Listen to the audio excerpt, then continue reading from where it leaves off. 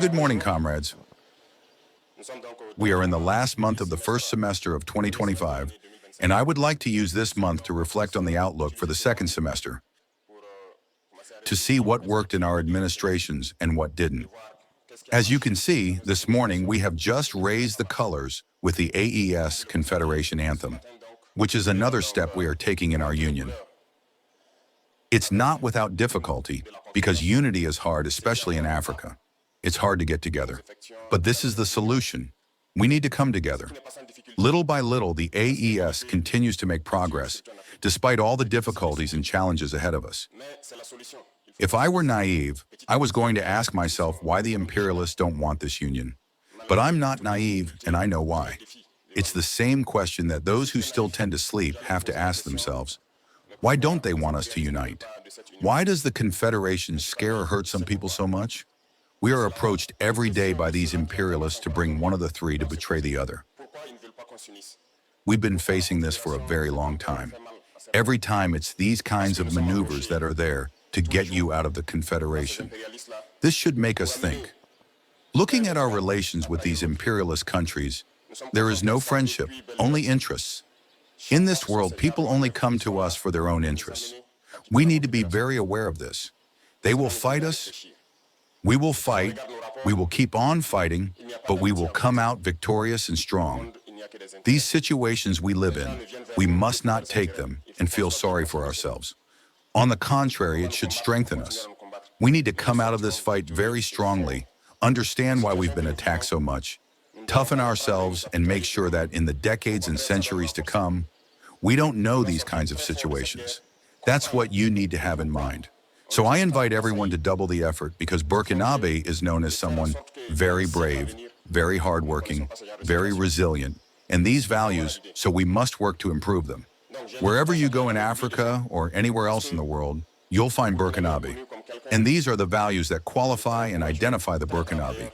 Therefore, we must do everything possible to be men of integrity, as the name of the country suggests. To be brave, resilient, self-reflecting people, and redouble the effort in everything we do for the happiness of Burkina, but also for the happiness of our Confederation. This is very important. Once we get to a certain level, you'll understand even better why we fought.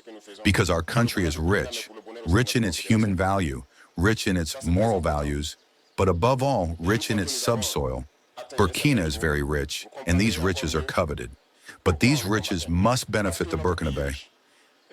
Nothing has started yet in terms of exploitation of natural resources and in terms of remuneration. We can change the face of our country.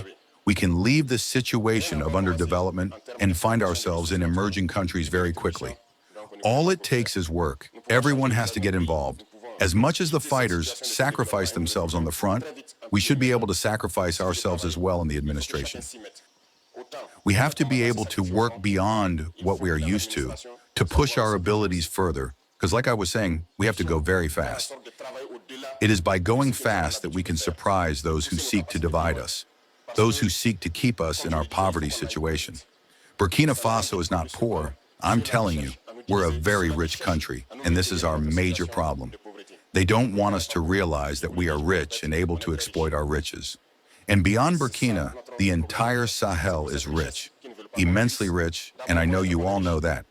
The Sahel will not remain poor. We will continue to build the AES, to be strong, resilient, to make the AES a space of total security, to be able to properly exploit resources and that it benefits our masses. So I invite you to put even more effort into your daily tasks, to pass this message on to all your loved ones. Sacrifice must be made here in the back of the office to be able to support those in the front.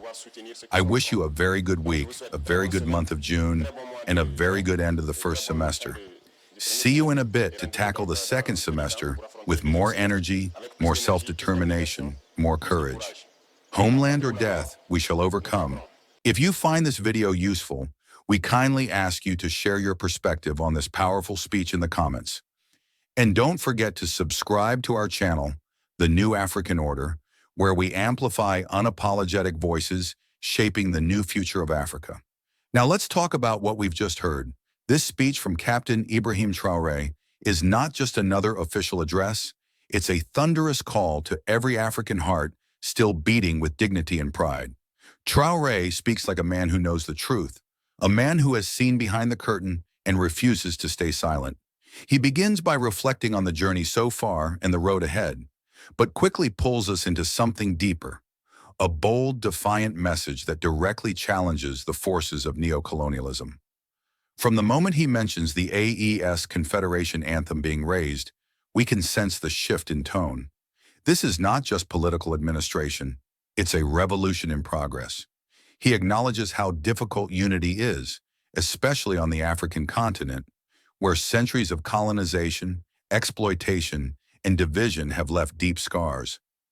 Yet he insists, unity is the only way forward. That line alone is enough to strike at the heart of every African who has ever wondered why our nations remain weak while others grow stronger on our resources. Traore is not afraid to name the enemy.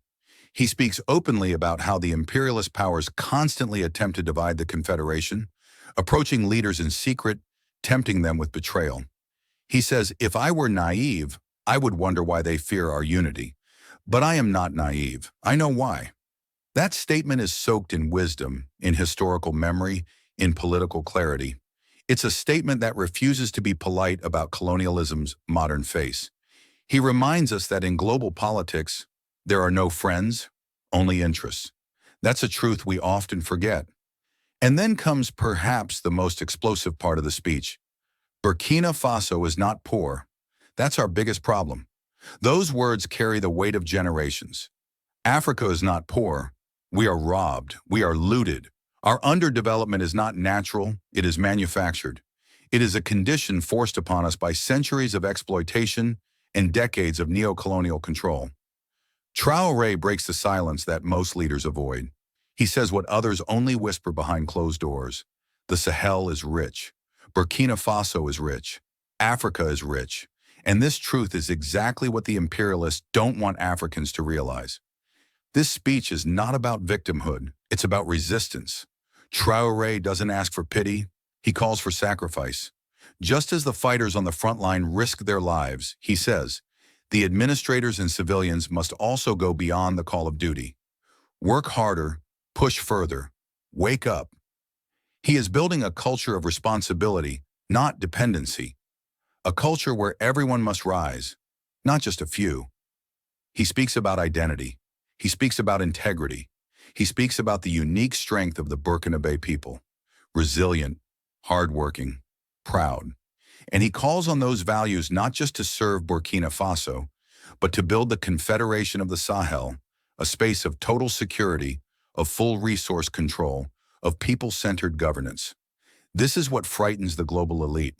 Because when African countries start talking about keeping their gold, their uranium, their land, and their people's labor for themselves, that's when the so-called international community starts to panic. Traore makes it clear that the real war is not just on the battlefield. It's in the boardrooms, in the trade deals, in the minds of young Africans. The war is against the psychological chains that still hold us back. And he is saying enough is enough. We are moving. We are rising. We are breaking free. And that's why this speech matters. Because it's not just about Burkina Faso. It's about every African nation that has been told to wait, to obey, to compromise. It's about rejecting that lie once and for all. Traore's words echo the spirit of Sankara, Lumumba, and Nkrumah. But this is not a tribute to the past. This is the beginning of something new, something alive. Now I ask you, why do you think the West fears African unity? Do you believe the African economic system can grow into the foundation of a strong, sovereign Africa? Are we truly ready to reclaim what's ours? Drop your thoughts in the comments. We want to hear from you, uncensored, unfiltered, and unafraid. And if you haven't yet, hit that subscribe button. This is the new African order. And here, we don't ask permission to speak. We speak because we must. Homeland or death, we shall overcome.